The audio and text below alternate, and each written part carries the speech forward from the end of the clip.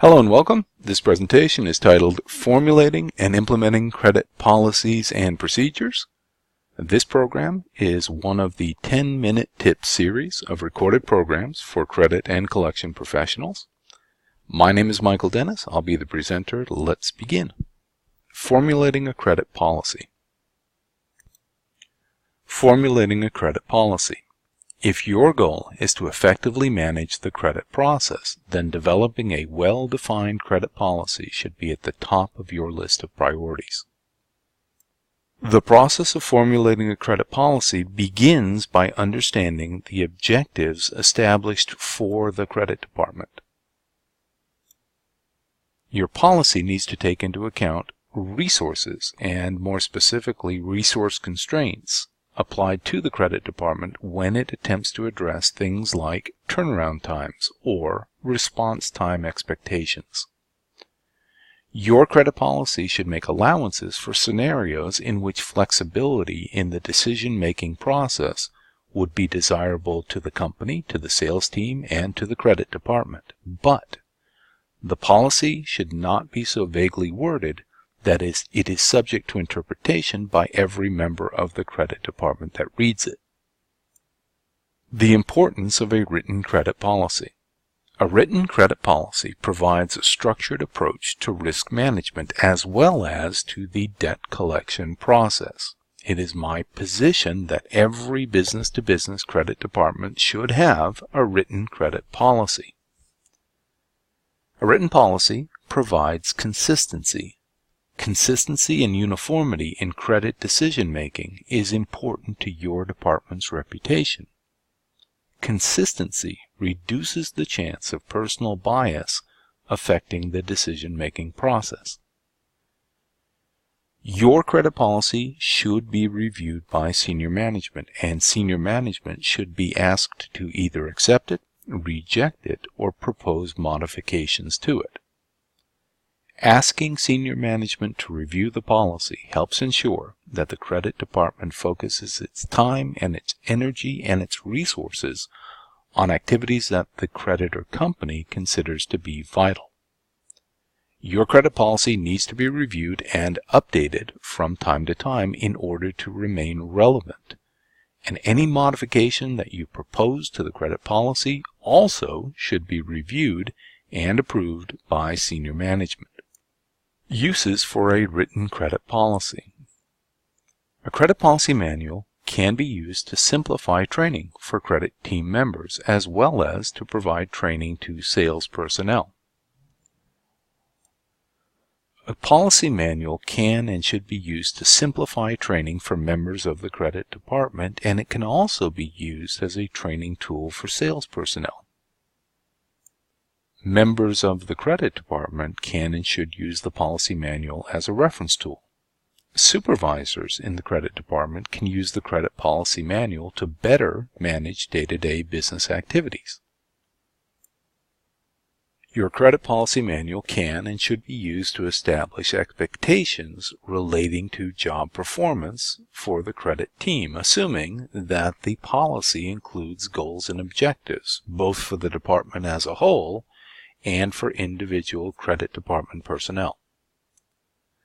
Thus, written credit policies found in your credit policy manual can be used to measure and evaluate job performance. The policy manual should include appropriate standards for action and behavior, and those standards can be used to perform job evaluations. Your policy manual should include best practices along with specific methods and standards of performance. And once again, those standards of performance can be used as a tool to evaluate actual performance by individuals working in the credit department. The relevance of a credit policy. Credit policies are going to be different in every company. They're going to differ in terms of length and in content and in terms of their complexity. Why? Because every company has a different tolerance for risk. Every company has different goals. Every company has different profit margins. Nevertheless, the credit department policy should include specific, clear, and concise language.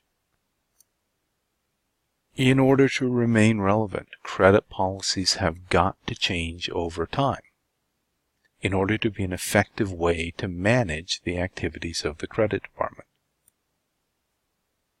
To be useful and relevant and worthwhile, the credit policy must remain current. And the decision not to periodically update the credit policy manual is probably the biggest reason that credit policy manuals are not viewed as being essential to the typical business-to-business credit department. Perhaps I can provide an illustration of the importance of having a current credit policy. Let's begin with an assumption that your company historically has sales growth of about 5% a year. Now let's further assume that the company has decided it wants to increase sales not by 5% next year, but by 25%. So if sales are going to increase by 25%, there's going to be a lot of changes that need to be made within the organization, and some of those changes are going to affect the credit department. For example, I think it's probably reasonable to expect, in the context of trying to achieve a 25% increase in sales, that the company is going to want the credit department to take more credit risk. But if the current credit policy is basically risk averse, that policy is going to need to be updated. It's going to need to be changed in order to be relevant to the current reality where your company wants to increase sales by 25%. If the credit policy is not updated, it will no longer be relevant. Issues that need to be addressed by your credit policy.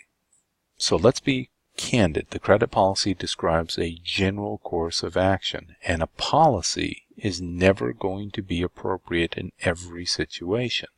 But generally speaking, your credit policy needs to address all of the following questions. Will a credit application be required? In connection with that credit application, who needs to sign it? Does it need to be signed, and who needs to sign it? What are your company's standard terms of sale, and who can approve an exception to those standard terms of sale? Under what conditions will a personal guarantee or some other form of security be required in connection with an application? Under what conditions will personal guarantees or some other form of security be required in connection with an active customer?